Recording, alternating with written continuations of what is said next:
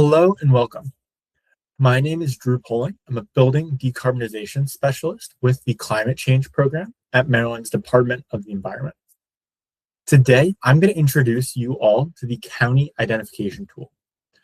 This easy-to-use resource was developed by the State of Maryland Geographic Information Office and will help heating fuel providers identify the correct county for a set of postal addresses that they deliver to in support of the Heating Fuel Provider Reporting Program. Now, I'm going to start today's video by sharing a bit of background on the County Identification Tool, and then I'll go through a walkthrough demonstration for how to use the tool with a test data set. Now, if you want to follow along with that walkthrough, you can find the link to the County Identification Tool in the video description below. So, what is the County Identification Tool and how does it work? The County Identification Tool is also known as the Bulk Geocoder application. And as this technical name implies, the tool actually maps each address and uses the coordinates or latitude and longitude to identify which county in Maryland the address falls into. The County Identification Tool does this by relying on a combination of 5 different local, state, and federal data sources to ensure each address is mapped as accurately as possible. For an accurate match, each address must include separate columns for the street address, city, state, and zip code. One final note is that MDE does not collect any address information that's used for this mapping tool. And use of this mapping tool in relation to the Heating Fuel Provider Reporting Program is entirely optional. This is just another resource that's available for heating fuel providers.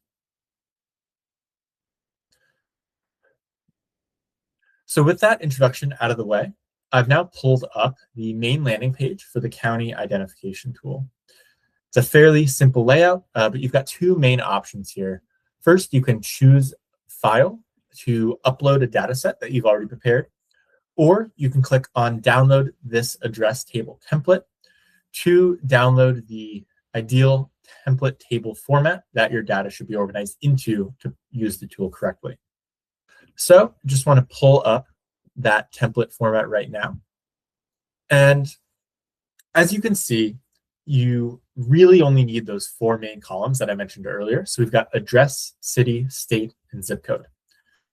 One thing I do want to mention is that while these 4 columns are required, you can also include additional columns that are relevant for the Heating Fuel Provider Reporting Program. This means that I could add additional columns for things like fuel type, fuel amount, delivery date, sector for each given address. And this will be particularly helpful if you already have a tracking spreadsheet that you use for your deliveries broken down by delivery address. Now, obviously, MDE does not want or need this level of detail in your report. So once you go through and properly assign the county to each delivery address, you're going to want to make sure that you aggregate all of the data before submitting anything to MDE. And our next video in the series, which is available now, will actually walk through how to properly prepare data for the reporting template. So with that, now on to use the tool. And I've actually prepared a test data set for this purpose. So as you can see, we've got these 4 required columns, again, address, city, state, and zip code. And then I've also added a few examples of additional columns that you might want to include. So we've got fuel type, fuel amount, sector, and delivery date.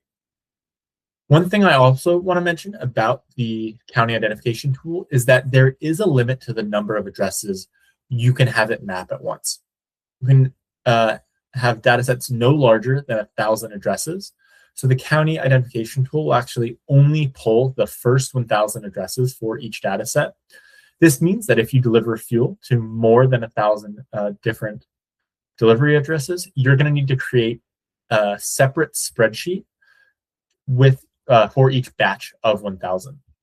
And it's important to note that you do actually need to create a new spreadsheet entirely. You can't just create a new tab on a single spreadsheet. And that's because, again, the County Identification Tool pulls that first 1,000 address list from the primary, the first sheet on each spreadsheet that's uploaded to it. And so with that, let's go back to the tool and we can upload our data set here. So we're going to go ahead and click on Choose File. And then we have our test data set here. And now, as you can see, after uploading the test data set, the page has updated to now show those 8 columns that I just shared previously. It's also included object ID. This is a field that the tool adds in. And now scrolling down, we've got a couple boxes. One, we've got that same list of key columns: address, city, state, and zip code. And here, we're just making sure that the address column for our data set is properly aligned with this addressed field for the county identification tool. So I've made things easy for myself. I've labeled my columns with the same names as the tool requires, so address, city, state, and zip code. However, if I had a different address field, I could click on the drop-down menu and select the correct field that the tool should be pulling for the address information. And then finally, one other thing, you want to make sure you click on multi-field address to get the most accurate county match. Once those things are confirmed, you can go ahead and click geocode. Scrolling down, now we have our geocoded data. As you can see, we have some high-level information on how successful the geocoding was. And then we have several additional columns that have now been added to our data set. So in addition to object ID, we've got matched address, locator used, match score, X and Y coordinate, and then the important field we're looking to add, county.